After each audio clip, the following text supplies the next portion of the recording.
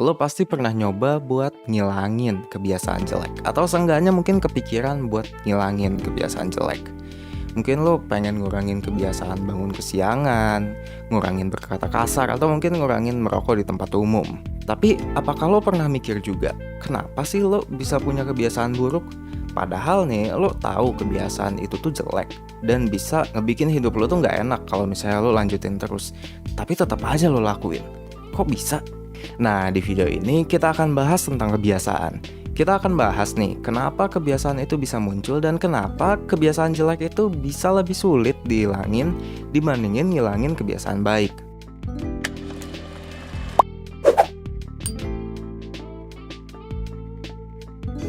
Sebelum kita bahas lebih lanjut, kita harus tahu dulu nih, apa sih sebenarnya kebiasaan itu? Nah, kebiasaan itu adalah perilaku yang kita lakukan berulang-ulang secara reguler tanpa harus dipikirin terlebih dahulu akibat proses pembelajaran. Nah, jadi nih, sesuatu itu baru bisa dibilang kebiasaan kalau misalnya lo udah nggak perlu mikir lagi atau usaha itu sedikit banget gitu buat ngelakuin hal itu.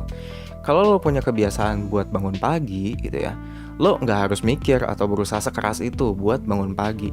Lo udah bangun aja jam 5 pagi setiap hari.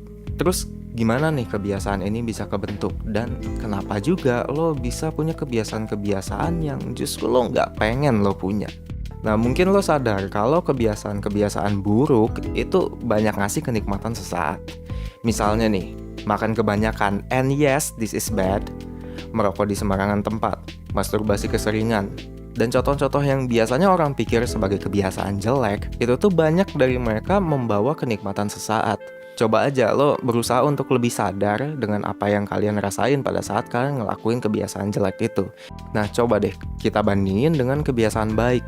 Karakteristik yang banyak kebiasaan baik punya adalah mereka tuh membawa manfaat yang baik juga, tapi nanti lama gitu. Dalam jangka pendek, kebiasaan baik tuh nyebelin justru. Olahraga teratur nih misalnya, jangka panjangnya lo sehat, tapi jangka pendeknya lo kayak mau mampus. Makan sehat dan cukup nih, contoh yang lainnya, jangka panjangnya lo jadi sehat dan seksi. Tapi dalam jangka pendek, makan kagak kenyang, enak juga belum tentu. Nah, kebiasaan jelek biasanya akan dengan mudah ngalahin kebiasaan baik kalau kita bandinginnya cuma dari kenikmatan jangka pendek. Tapi ini aja itu bisa berdampak gede banget buat kita. Nih, ketika lo disuruh pilih antara dampak baik, short term, atau long term, tebak siapa yang lebih banyak dipilih biasanya? Jangka pendek yang menang jauh, karena lo bisa langsung dapat manfaatnya dibandingin lo harus nunggu-nunggu lagi di bawah ketidakpastian. Karena kalau misalnya manfaatnya itu masih nanti, bisa aja ada faktor lain yang ternyata bikin semua usaha lo itu jadi nggak guna dan lo pada akhirnya nggak dapet apa yang lo pengen. Nah, apalagi ketika lo lagi ngerasa nggak seneng, lagi bete misalnya, lo akan ngerasa pengen banget dapat suntikan sedikit aja rasa nikmat yang bisa diberikan oleh kebiasaan buruk lo.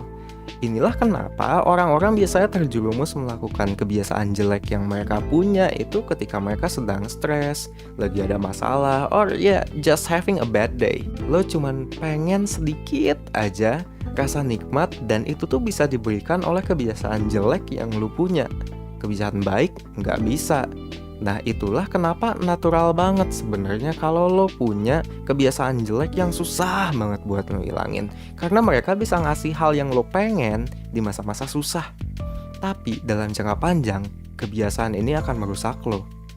Kalau dipikir-pikir nih ya, kebiasaan buruk itu tuh mirip pacar yang menyenangkan banget buat jangka pendek. Tapi ketika nikah, dia bakalan ngerenggut seluruh harta keluarga lo. Jadi ya harusnya lo udah tahu sih apa yang terbaik. Seenak apapun itu, lo harus tinggalin sebelum terlambat. Komen dan subscribe. Gua Vicky, thanks.